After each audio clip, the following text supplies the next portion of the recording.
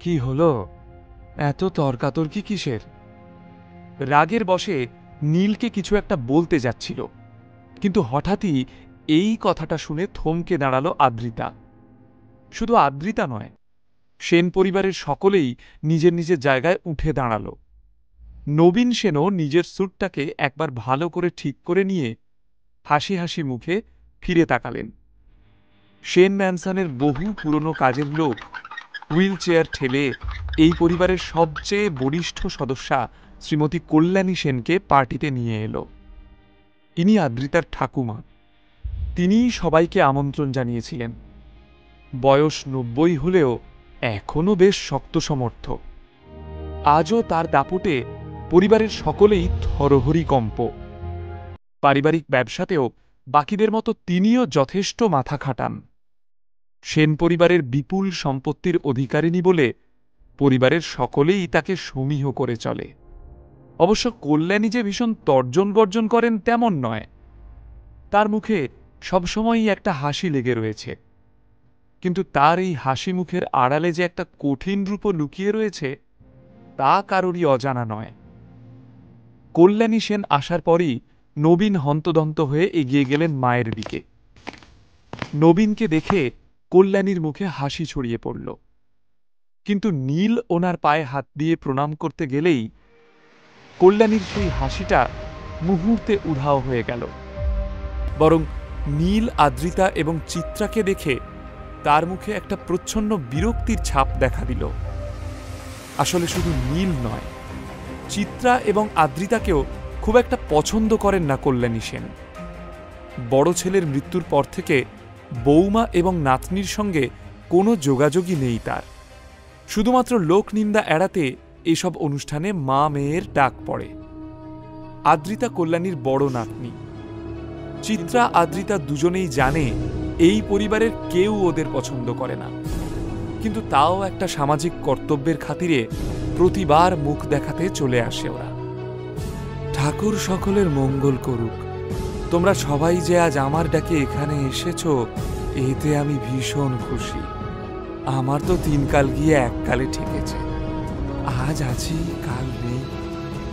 যতদিন বেঁচে আছি তোমাদের এভাবেই একজোট দেখতে চাই, তাতেই আমার শান্তি। চলো এবার খেতে বসা যাক। প্রত্যেকটা অনুষ্ঠানেই এলাহি খাবারের ব্যবস্থা করেন কল্যাণী সেন। সব মিলিয়ে একেবারে রাজকীয় আয়োজন। সবার খাওয়া দাওয়া শেষ হতেই কল্যাণী সবাইকে কাছে ডাকলেন এবং গলা খাঁকড়ে বললেন, আজকে তোমাদের এখানে ডাকার পিছনে আমার একটা উদ্দেশ্য রয়েছে। সবার মধ্যে একটা গুজগুজ ফুসফুস শুরু হয়ে গেল। কল্যাণী সেন সবাইকে একসাথে কি বলার জন্য ডাকলেন? একটু বিরতি নিয়ে কল্যাণী সেন আবারও শুরু করলেন। রয়চৌধুরী গ্রুপ অফ ইন্ডাস্ট্রিজ আগামী ২-৩ দিনের মধ্যেই তাদের নতুন সিইওকে নিযুক্ত করতে চলেছে। এটা কিন্তু এখনো কেউ জানে না, যাকে বলে একেবারে ঘোড়ার মুখের খবর, বুঝেছ? কথাটা শোনার সঙ্গে সঙ্গেই সেন পরিবারের সকলে নিজেদের মধ্যে মুখ চাওয়াচাওয়ি করতে লাগল। এমন একটা খবর যে সত্যিই আলোড়নকারী তা অস্বীকার করার উপায় নেই। সকলের মনেই তখন কৌতূহল, এমন একটা সিদ্ধান্ত কেন নিচ্ছে রায়চৌধুরীরা? কি এমন ঘটল যে এমন একটা সিদ্ধান্ত নেওয়ার প্রয়োজন হল? নীল একটু আগে অবধি মনোযোগ সহকারে খাচ্ছিল, কিন্তু রায়চৌধুরীদের নতুন সিইওর প্রসঙ্গটা ওঠার পর থেকেই খাওয়ার দিকে মন থাকলেও তার কান ছিল কল্যাণী সেনের কথার দিকে। কল্যাণী সেন খানিকক্ষণ চুপ করে সকলের মুখের দিকে তাকিয়ে সবার প্রতিক্রিয়া লক্ষ্য করলেন। তাহলে এবার তোমরা বলো, কে কি ভাবছ? এটা কিন্তু আমাদের জন্য একটা বড় সুযোগ হতে পারে। আমি খবর পেয়েছি রায়চৌধুরীদের নতুন সিইও খুব ইয়াং, ওই আদ্রিতার বয়সী হবে। আমার মনে হয় ওদের আরও একবার আমরা অ্যাপ্রোচ করতে পারি। আমরা যদি আমাদের পয়েন্ট অফ ভিউ ওদের এই নতুন সিইওকে ঠিকমতো বোঝাতে পারি, আর উনি যদি আমাদের সাথে কন্ট্রাক্ট সাইন করতে রাজি হয়ে যান, তাহলে সেনদের জন্য সৌভাগ্যের দরজাটা চিরকালের মতো খুলে যাবে। আসলে রায়চৌধুরীরা হলো এমন একটা নাম যার সাথে সারা বাংলার ছোট বড় সমস্ত কোম্পানিগুলো নিজেদের নাম জড়াতে চায়। একবার টাই আপ করতে পারলেই সেই কোম্পানিকে আর ফিরে তাকাতে হয় না। সে কারণেই সেনরা বারংবার চেষ্টা করেছে রায়চৌধুরীদের সঙ্গে চুক্তিবদ্ধ হতে, তবে প্রতিবারই কোনো না কোনো কারণে তা সফল হয়ে ওঠেনি। কিন্তু নতুন সিইও আসার খবরে একটা নতুন সম্ভাবনাও কি দিচ্ছে। আশা করি বুঝতে পারছো যে এই ডিলটা কতটা ইম্পর্ট্যান্ট। তাহলে কে এই গুরুদায়িত্বটা পালন করবে বলো? যে এই ডিলটা ক্র্যাক করতে পারবে, এই পরিবারের উন্নতিতে তার অবদান স্বর্ণাক্ষরে লেখা থাকবে। আমি কথা দিচ্ছি তাকে আমি নিজে পুরস্কৃত করব। সেন পরিবারের অনেকেই দেখা গেল এই ব্যাপারে বেশ উৎসাহী। আর হবে নাই বা কেন? যে একবার কল্যাণী সেনের স্বপ্ন পূরণ করতে পারবে সে হয়ে উঠবে সেন পরিবারের চোখের মণি।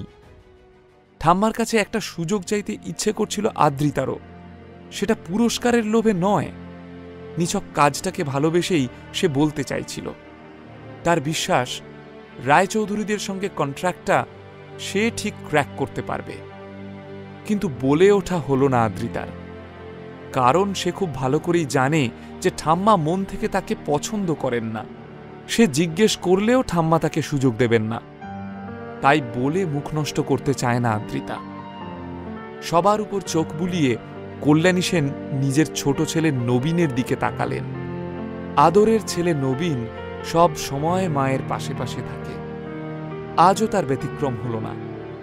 আহ্লাদিত গলায় কল্যাণী বললেন, বাবা নবীন, তোমার উপর আমার অনেক ভরসা।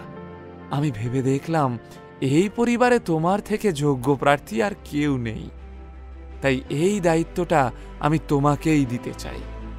তুমি রায়চৌধুরীদের নতুন সিইওর সঙ্গে দেখা করে আমাদের তরফ থেকে ডিলটা ক্র্যাক করবে। দেখো, আমার ভরসার যেন অমর্যাদা না হয়। কল্যাণীর কথায় কেউ খুশি মনে, কেউ বা লোক দেখানো হাসি মুখে হাততালি দিয়ে উঠল। নিজের প্রশংসা শুনে নবীন আনন্দে গদগদ হয়ে উঠলেন। এক গাল হেসে মাকে বললেন, তুমি কিছু চিন্তা করো না মা, আমার এত বছরের অভিজ্ঞতা, ইতালিতে আমার ব্যবসার সুখ্যাতি তো তুমি নিজের কানে শুনেছ। এই ডিলটা আমি ক্র্যাক করবই, তুমি দেখে নিও। খুব শিগগিরই তোমার কাছে আমি সুখবর নিয়ে আসব। জানি রে জানি, পারলে তুইই পারবি। তারপর কল্যাণী হাসি মুখে ছেলের সঙ্গে ব্যবসার ব্যাপারে কথা বলতে লাগলেন। নবীনও নিজের কৃতিত্ব যতটা পারা যায় ফুলিয়ে ফাঁপিয়ে জাহির করতে লাগল। মনে মনে বেশ মজা পাচ্ছিল নীল। সবাই এতক্ষণ নীলকে এত অপমান করছিল, কিন্তু একবার ওর আসল পরিচয়টা জানতে পারলেই এই খোটা সিক্কাই এদের কাছে হয়ে উঠবে বহু মূল্যবান আশরাফি। সত্যি মানুষ ভীষণ ধান্দাবাজ। নবীন কাকা যে এত গর্বের সঙ্গে বলছেন ওনার কাছে এই ডিলটা ক্র্যাক করা জল ভাত, তা উনি কি জানেন যে রায়চৌধুরীদের নতুন সিইওকে উনি অলরেডি বিরূপ করে ফেলেছেন? এই কথাটা ভেবেই নীলের ভীষণ মজা লাগছিল। যখন রায়চৌধুরীদের অফিসে নবীন কাকার সাথে আমার দেখা হবে তখন বেশ জমে উঠবে খেলাটা। মিটিমিটি হেসে পাশ ফিরতেই নীল চমকে উঠল। অবাক চোখে ওর দিকে তাকিয়ে রয়েছে আদ্রিতা। ভয়ে গলা শুকিয়ে গেল নীলের। তার মানে আদ্রিতা কি নীলের কথাটা শুনে ফেলল? আদ্রিতার সামনে ফাঁস হয়ে গেল নীলের আসল পরিচয়। এবার তাহলে কি ঘটতে চলেছে? নিচের ইনস্টল বাটনে ক্লিক করুন এবং পকেট এফএম ডাউনলোড করুন। লিংকটি রয়েছে ডেসক্রিপশনে।